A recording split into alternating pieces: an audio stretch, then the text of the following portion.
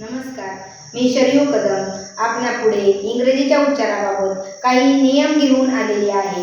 तर शब्दामध्ये एस चा उच्चार स किंवा झ कधी करावा, तर इथं काही शब्द आहेत. PRESENT, ROSES.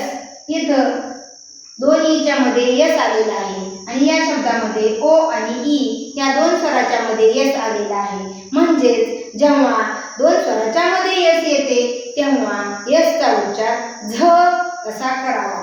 Present, roses.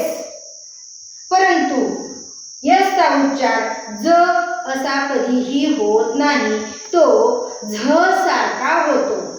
आता इथं पहा, MUSIC, म्युझिक. यानंतर SUN या शब्दामध्ये शब्दाची सुरुवात एस ने झालेली आहे. आता या दुसऱ्या शब्दामध्ये पहा, STOP. एस च्या शेजारी व्यंजन आलेले आहे. म्हणजे जेव्हा शब्दाची सुरुवात एस ने होते किंवा एस च्या शेजारी व्यंजन येते तेव्हा एस चा उच्चार स करायचा आहे. थोडक्यात काय, तर दोन स्वराच्या मध्ये जेव्हा एस येते तेव्हा एस चा उच्चार झ असा करायचा आहे. इतर वेळी मात्र तो स असा करायचा आहे. धन्यवाद.